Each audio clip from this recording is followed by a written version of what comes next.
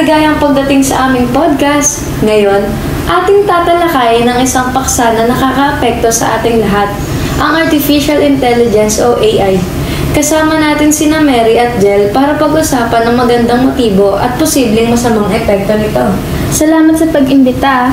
Tama ka, ang AI ay isang malaking bahagi na ng ating buhay. Nakakatulong ito sa maraming aspekto, pero may mga dapat din nating pag-isipan. Oo nga, para sa akin, ang AI ay parang isang dalawang matalim na espada.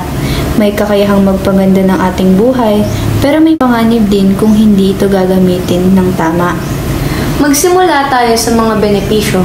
Ano-ano ang mga positibong epekto ng AI na napapansin ninyo? Sa pag-aaral, napakalaking tulong ng AI. Ginagamit ito ng mga estudyante para sa research, paggawa ng takdang aralin, at pag-unawa sa mga konsepto. Para sa mga guro naman, nakakatulong ito sa paghahanda ng mga lesson plan at assessment. At hindi lang sa edukasyon, ginagamit din ito sa medisina, negosyo at iba pang industriya para mapabilis ang proseso at mapabuti ang efficiency. Pero gaya ng sinabi ninyo, may mga panganib din. Ano ang mga posibleng masamang epekto ng AI, lalo na sa edukasyon? Ang isa sa mga pinakamalaking concern ko ay ang pag-asa ng mga estudyante sa AI.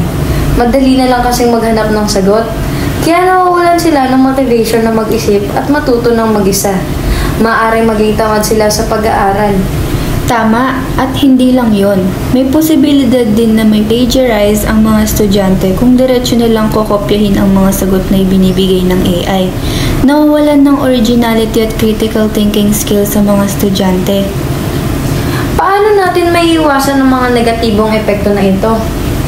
Importante ang edukasyon sa tamang paggamit ng AI.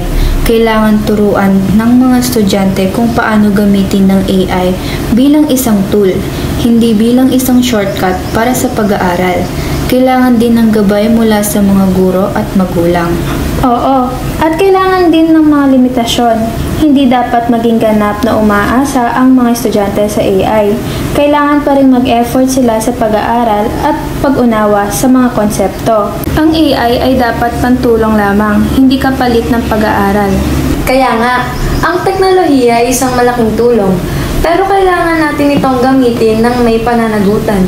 Salamat sa inyong mga pananaw, Mary Joy at Jel. Salamat din!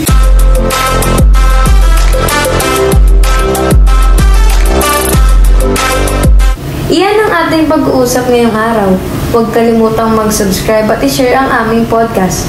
Hanggang sa muli!